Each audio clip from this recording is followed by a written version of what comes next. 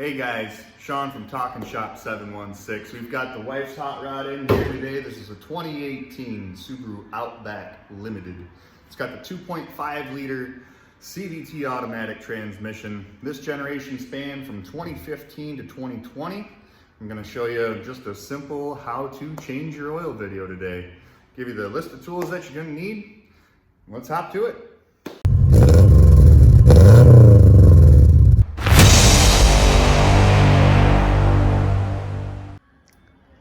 Simple tool layout here today, guys. We've got ourselves a funnel, your choice of an oil filter wrench. Got just a 3/8 ratchet with a 14mm socket. Got a 7055 Napa Gold filter. That's the equivalent of a Wix. Very high quality. And for this car, we've got 5.1 quarts of 020 full synthetic. First things first, guys, let's get this car up into the air so we can get to that oil drain plug.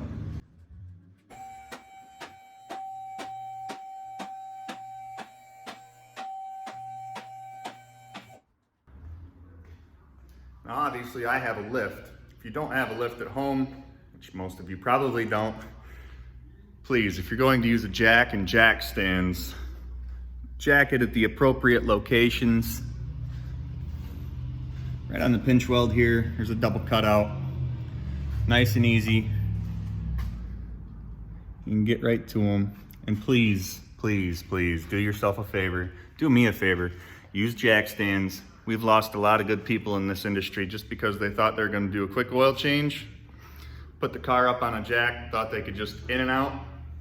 No, we've had a couple people lose their life here in just the past year or two because a jack has failed them and crushed them.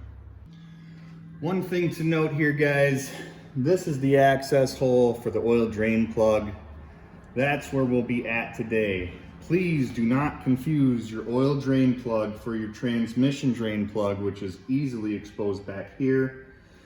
I've had some customers call me and say, hey Sean, I just did an oil change and my car won't move. Well, turns out they pulled the transmission drain plug and then double filled the oil in their engine because it never actually drained. That was a very costly mistake.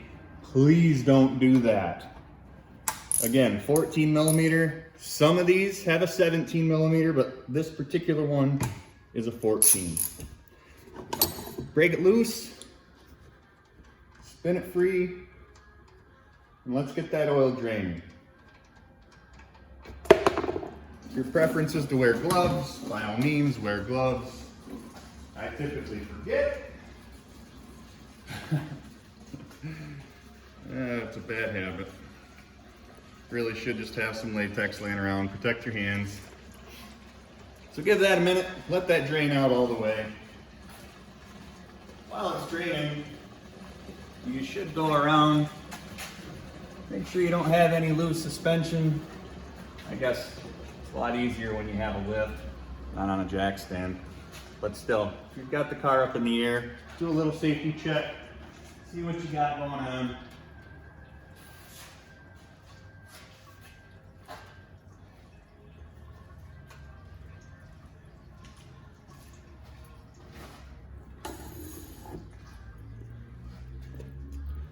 On these Subarus,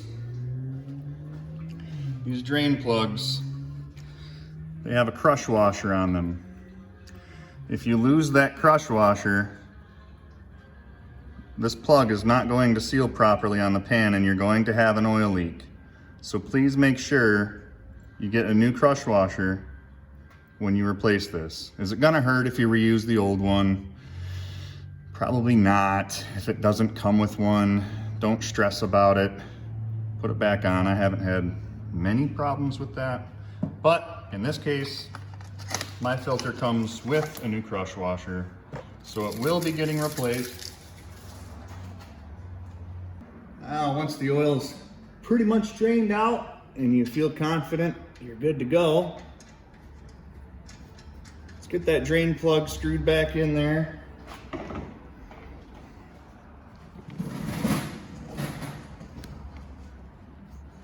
You can see it up in there. Please don't over torque your drain plug. Yet again, it's another one of my pet peeves with stuff coming from other shops. And you have got to heave-ho to get these drain plugs out. And sometimes it takes the threads with them, and then you're replacing an oil pan. Please just get it nice, snug tight.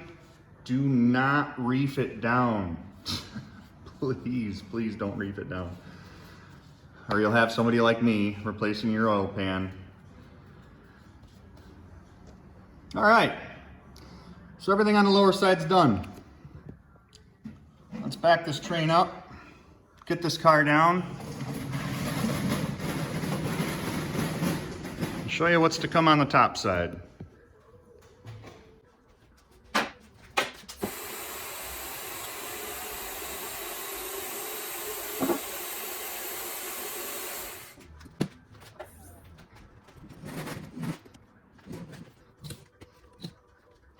All right, so here we are on the top side of the engine.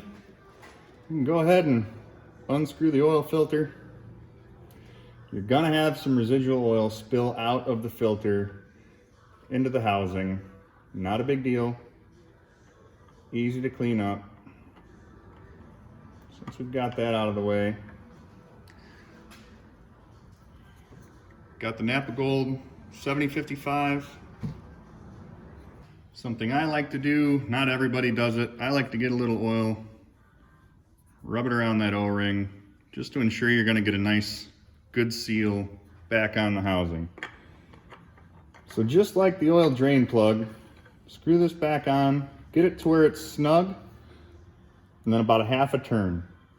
That O-ring is gonna do most of the work. Please don't, same thing as down there, don't over torque this filter to the point where you're gonna struggle to get it off next time. Obviously you don't want it loose. You don't want to be able to just turn it right back off, but get it snug.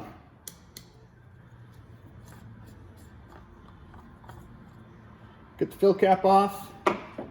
I've got 5.1 quarts of 020 pre-measured. So we are going to take our handy dandy funnel and our oil and fill it up.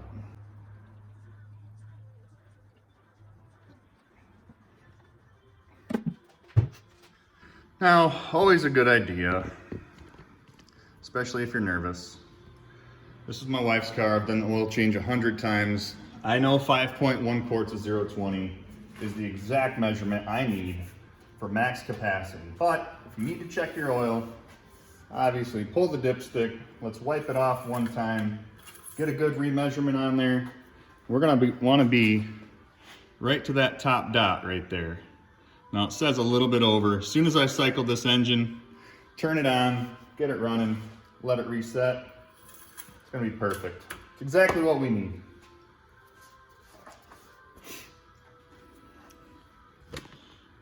Once you're confident that you got the right oil level, take that fill cap, screw it back on.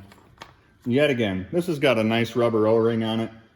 If you want to make it easier on yourself for the next time, just get it tight. Don't over torque it, because you're going to struggle next time. Please, just trust me on that one. Yet again, you don't want it to where you can just breathe on it and loosen it, but get it snug. Don't over tighten it. Great time also. Check your washer reservoir, check your coolant tank. Right down there you've got two fill lines, low, high. Just get it in between them, no big deal. Keep on top of these things. These general maintenance items, you know, something as simple as your serpentine belt right down here. You can do just a visual examination. If that belt's looking like it's got cracks, it's all weathered, change it out. It doesn't take but just a few minutes. You know, if you want a video on something like that, just let me know. We can take care of that for you.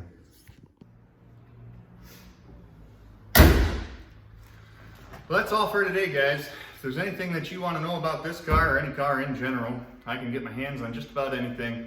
So like, comment, subscribe, give me some feedback. Let me know what you want to know, and we'll go from there.